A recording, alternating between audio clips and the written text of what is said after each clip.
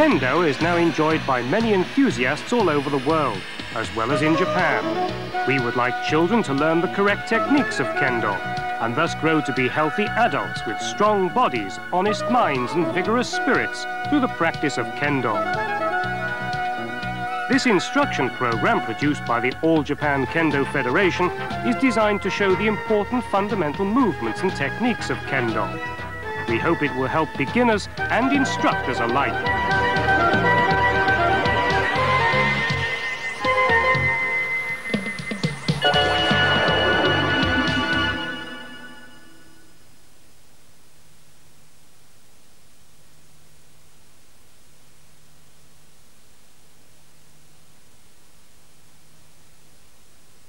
The apparel of Kendo consists of the keikogi, the jacket, and the hakama, the skirt-like trousers. This is how the keikogi is fastened. Overlap the keikogi around the chest tidily and tie the strings securely so that they will not come untied while practicing. When putting on the hakama, step into the left side first. When taking it off, step out of it from the right side first. Place the front part of the hakama around your abdomen. Pass the strings 1.5 times around your waist and then tie them behind your back.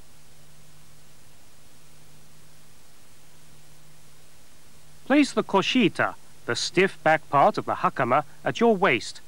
Bring the right and left strings of the koshita to your front and tie them in a reef knot.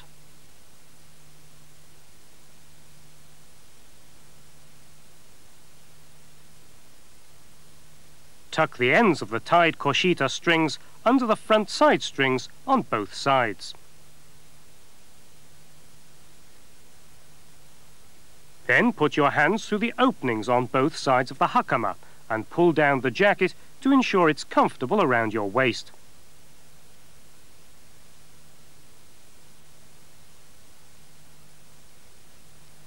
The hakama should come down to your ankles.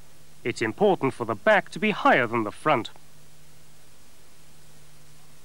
When putting on the protective armour, first sit squarely on the floor and then put it on in this order. First put on the tare, which is the waist protector.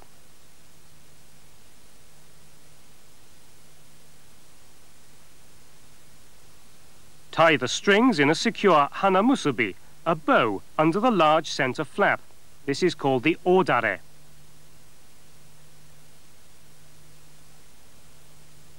When tying on the door, the chest protector, make sure the strings on both sides are the same length.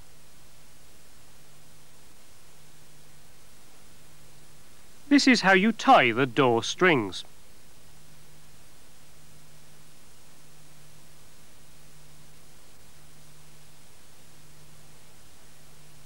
It's important to tie the waist strings in a secure hanamusubi behind your back. Next, wrap the thin cotton towel around your head.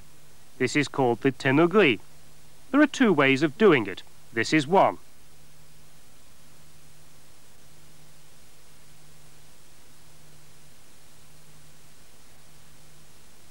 This is the other way.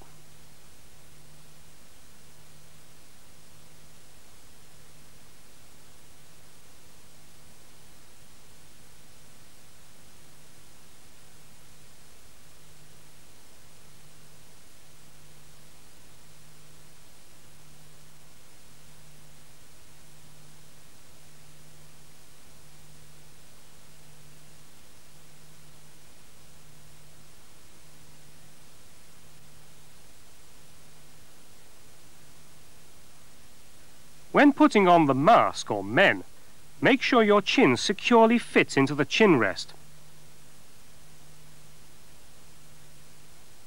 Draw alternately on both strings so that the men securely fits your head and face.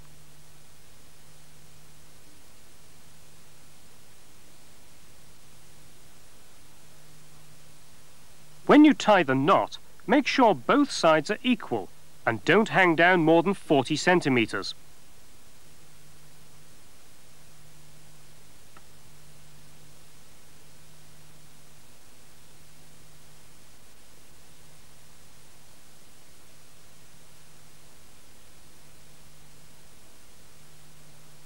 Adjust the strings on either side of your head so they're parallel to each other.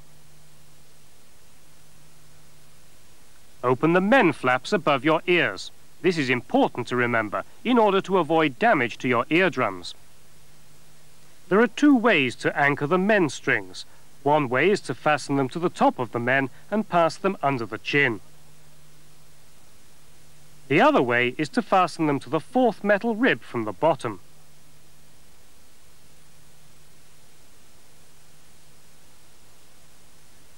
When putting on the hand protectors or kote, put on the left one first. When taking off the kote, take off the right one first.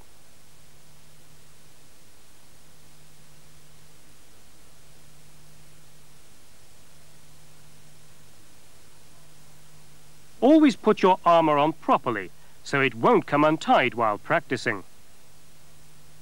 Learn the names of the part of the shinai, the bamboo sword, the sakigawa, the datotsubu, the nakayui, the tsuba and the tsuka.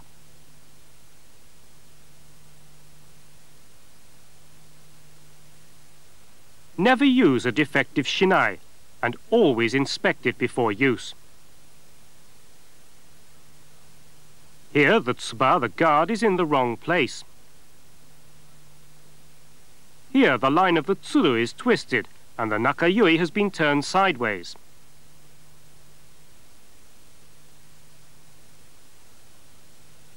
This shinai has a loose nakayui, which has moved towards the tsuka, the hilt. It's extremely dangerous. A shinai that's been repaired with adhesive tape is also very dangerous.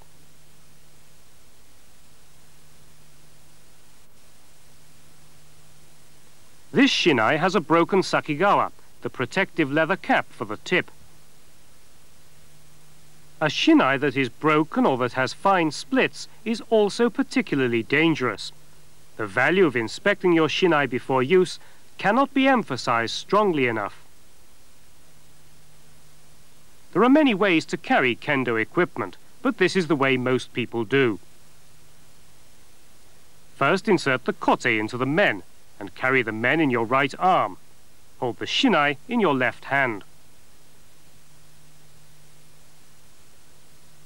When placing the equipment on the floor, first sit down squarely. Place your shinai at your left side and ensure that the tsuba is in line with your left knee, with the tsuru facing outward. Place both kote side by side in front of your right knee with the nigiri pointing outward. Place the men on the kote.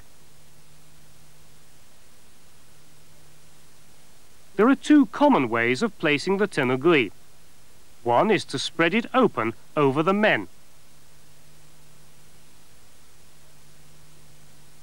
The other way is to fold it into a square and insert it into the men.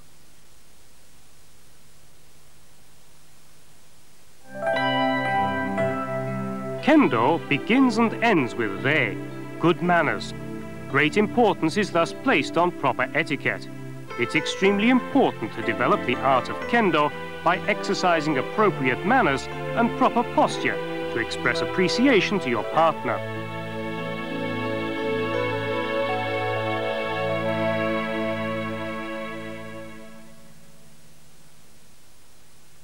Manners are called rei.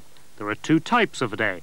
These are ritsu-rei, rei in the standing position, and za-rei, rei in the seated position.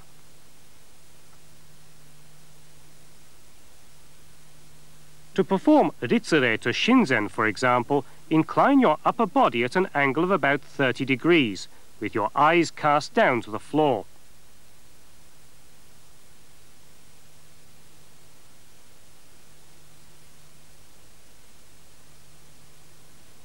When exchanging ritsu-rei with your opponent, incline your upper body at an angle of about 15 degrees.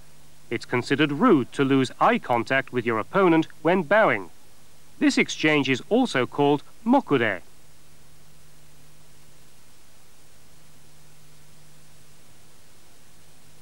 Rei that is performed in a seated position is called za-rei. Hold your back straight and place your hands on your thighs.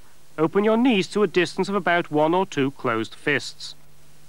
When sitting on the floor, either overlap the big toes of your 2 feet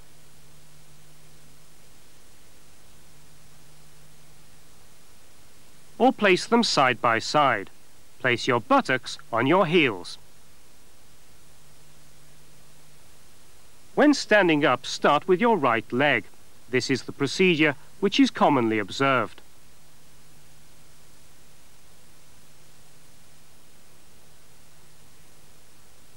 When sitting, start with your left leg.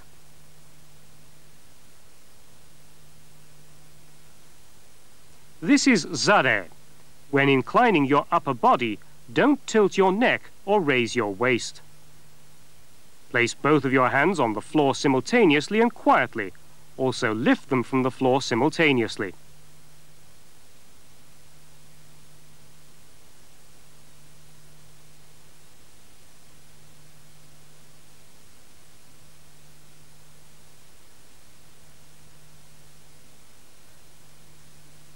Correct posture is very important. This position is called shizentai and is the natural standing position that constitutes the basis of the kamae, the posture. Keep your chin down, hold your back straight, and relax to release any excessive strain from your shoulders. Let's look at some of the basic kamae or postures. This is chudan no kamae, the most important one in Kendo. This is morote hidari jodan no kamae. This is gedan no kamae.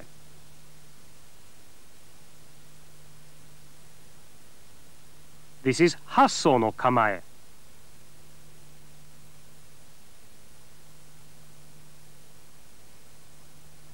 And this is wakigamae.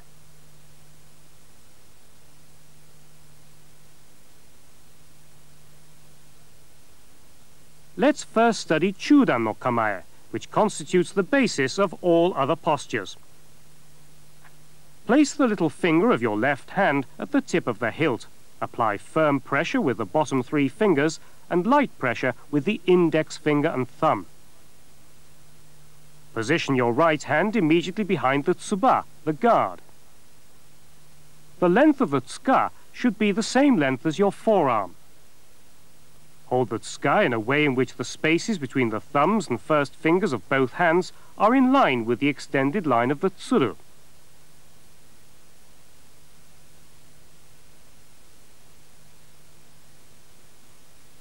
Tense both wrists inwards in a squeezing motion and position your left hand at the height of your navel, about 1 closed fist away from your body. The correct positioning of your hands can be achieved by locating the base of your left thumb at the same height as your navel. This is the correct form of chudan no kamae. This is an example of the wrong way to grip the tsuka with the right and left hands. In this grip, the location of the left hand is too high and both elbows extend too far outward.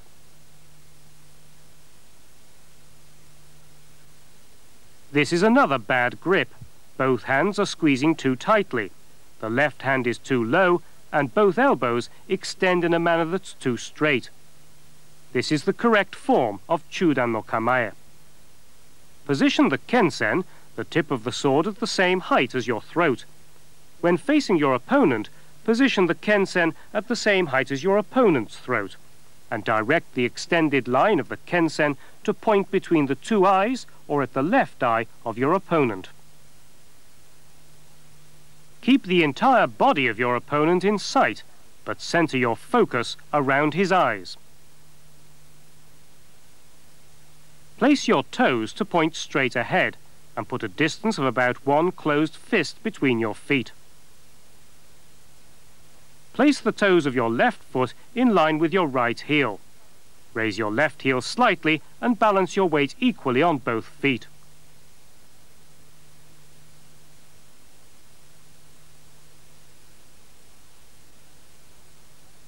This is an example of a bad position in that the heels of both feet remain on the floor. In this position, the toes of the left foot are pointing outward and are not in parallel with the right toes. In this position, the tiptoed stance is excessive.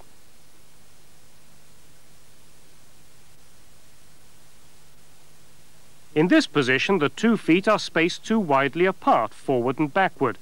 Furthermore, the left heel is raised too high. Smooth and natural movements cannot be developed from these incorrect foot positions.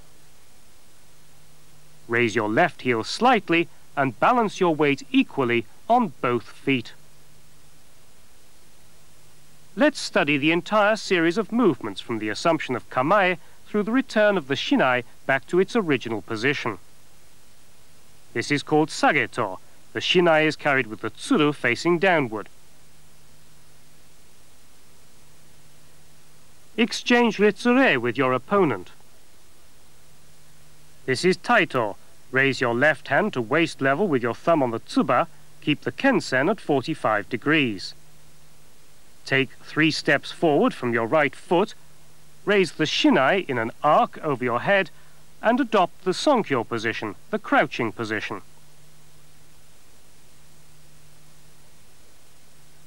Watch closely how the feet are placed when assuming the sonkyo position.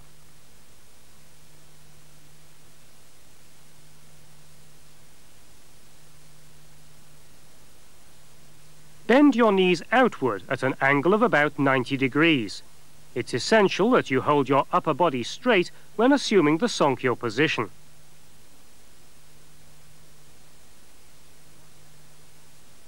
Watch how you and your opponent should assume the required posture, facing each other.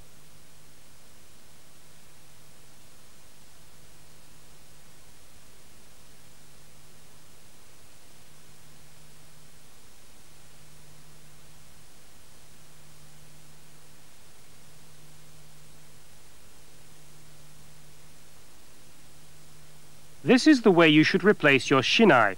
First, return to your original position. Assume Chudan no Kamae. Then back to the sonkyo position and return the shinai to the taito position. Now stand up and return to the ritsure location. Start with your left foot. Finally lower the shinai to the sageto position and exchange ritsure. The distance between you and your opponent, as well as good timing for effective offensive and defensive actions, are called maai.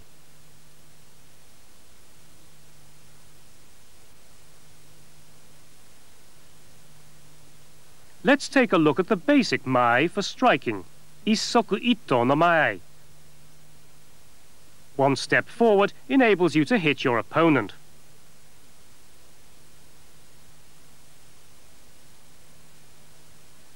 Equally, 1 step back is all you have to take for evasive action.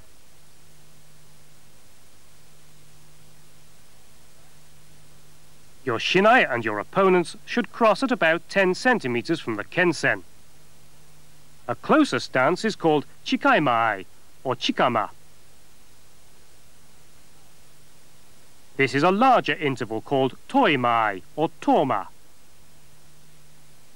Footwork plays an important role in striking your opponent and parrying his offense while maintaining a proper maai.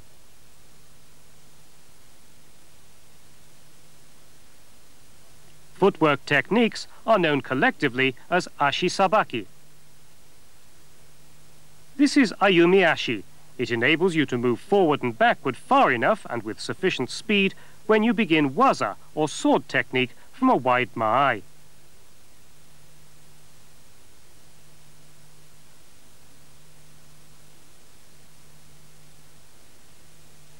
Okuriashi enables you to move freely in various directions. It's used most often to begin a waza from issoku itto no maai. This footwork is called hirakiashi.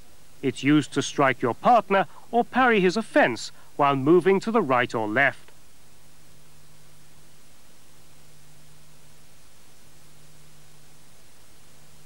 This is tsugiashi. Draw your left foot up behind your right one, then take a big stride forward again with the right leg.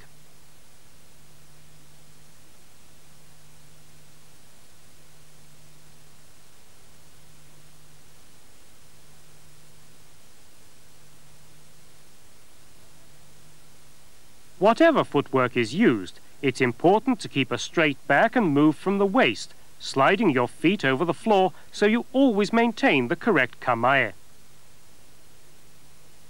Joge suburi is the name given to an important exercise, swinging the shinai in a series of downward movements over the head. All suburi exercises are indispensable for the practice of Kendo.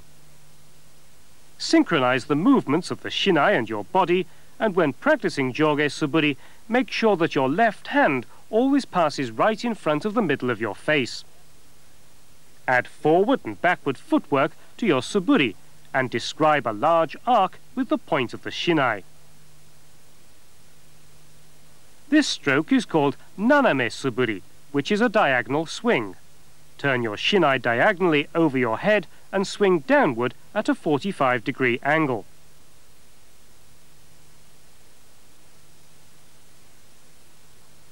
Add footwork to your naname suburi.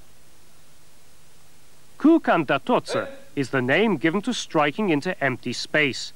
Imagine your opponent in the space before you and practice datotsu, striking, at his men, kote and do, as well as tsuki, which is a thrust to the throat. This stroke is called shomen-uchi, which is frontal striking. It's essential to imagine that your opponent's body is the same size as your own. This stroke is called migi kote-uchi, striking at the right wrist. Hold your shinai aloft in a large arc so you can see your opponent's right kote between your arms.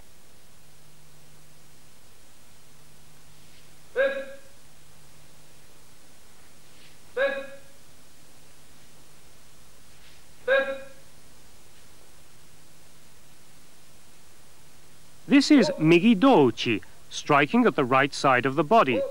The movement comes from the wrist, and your left fist should stay in line with your body. This stroke is called hasuji no kaeshi. Keep your body upright as you twist the blade of the shinai. This stroke is called tsuki, which is a thrust to the throat. Thrust to the throat by stepping in while squeezing both wrists inward. The moment after your thrust, immediately return to the chudan no kamae posture. This is choyaku suburi, which is suburi with a jumping motion added. It's also called haya suburi. This exercise is essential for mastering harmonized arm and leg movements. Swing downward when you step forward and swing upward when you step back. This is a bad example in that the kensen is too far upward and the movement of the left foot is too small. The model is simply jumping here without any stepping movements. Here the left foot is swung too far forward. These are all typical beginner's mistakes.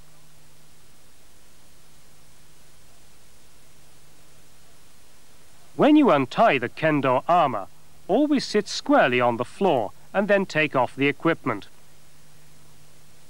When taking off the equipment, take off in this order: right kote, left kote, men,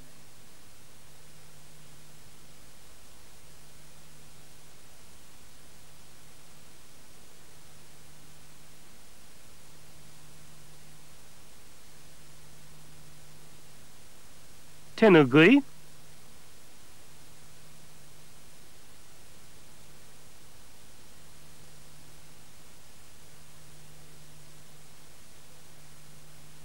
do,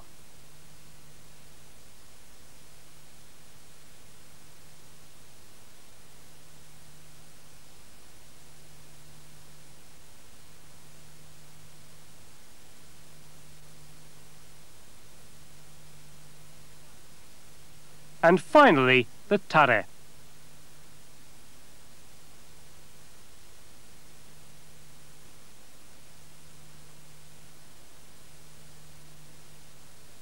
Store the complete set of equipment very carefully in one place.